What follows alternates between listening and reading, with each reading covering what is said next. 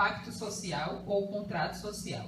No contrato social de Rousseau, os bens são protegidos e as pessoas, unindo-se umas com as outras, obedecem a si mesmas, garantindo assim o direito à liberdade. O pacto social também pode ser definido quando nos colocamos sobre a ordem suprema da vontade geral. Quando passamos a obedecer, de uma forma geral ou social, a uma vontade do Estado, a vontade do nosso representante. Características. É feito dentro de um Estado vigente, porém ilegítimo. Com o contrato, o indivíduo que antes perdera sua liberdade natural ganha liberdade civil ou cidadania. A essência do contrato consiste na distribuição igualitária das tarefas e participações na vida política. Um cidadão, ele não pode opinar, nem maioritariamente nem minoritariamente, em relação às configurações políticas da sua sociedade, pois, perante a teoria rousseauana, todos nós devemos e podemos opinar de forma igualitária. O contrato só é possível devido à garantia da preservação dos bens materiais dos proprietários. Formas de governo da democracia direta ou participativa. Poder legislativo é o mais importante e tem como função elaborar as leis civis, é a expressão da vontade do povo, de uma forma geral. Ou seja, o poder legislativo responde pelas decisões do povo, desde que essa seja em sua maioria.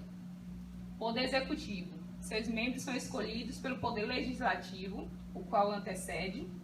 Estando a este subordinado, sua função é aplicar as leis criadas pelo legislativo, ou seja, a função do executivo é pôr em prática todos os projetos de leis designados pelo povo.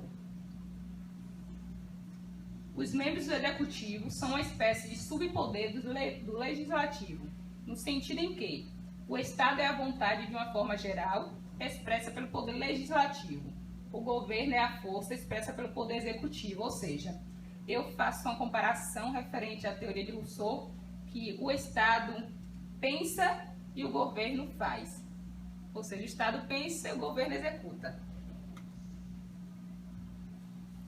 O Estado e o governo. O Estado, primeiramente, ele é uma máquina. Ele faz parte do corpo político. Ele tem ideia, ele funciona, ele pensa o que pode melhorar e favorecer os membros da sua sociedade. O governo, em contrapartida, administra aquelas ideias, ele pensa o que pode ser executado de forma que venha a beneficiar a uma maior parte daquela sociedade. O Estado possui um papel primário, pois antecede no processo decisivo.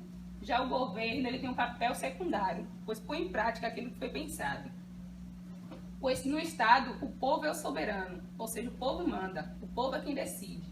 Já no governo, o povo é um órgão, o povo já passa como funcionário dos soberanos. No caso, no governo, os soberanos são os governantes, os que foram eleitos por nós. No Estado, o Estado escolhe os membros do governo. Já no governo, é um órgão importante para o bom funcionamento do Estado. Ou seja, o povo, enquanto no Estado, o povo escolhe os membros, no governo, o povo faz parte, tem um papel importante, fundamental, mas não manda em mais nada. Os direitos do cidadão.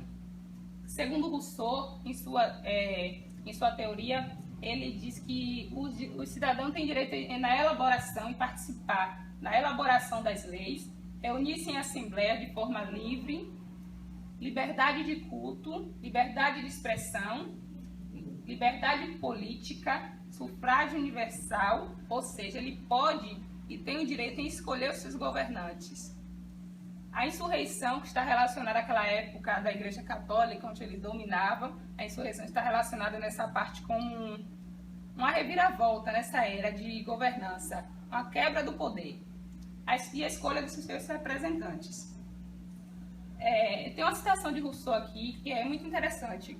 O povo é o soberano ao elaborar as suas leis, ao mesmo tempo em que é súdito quando as coloca em prática. Ou seja, enquanto ele pensa, ele manda.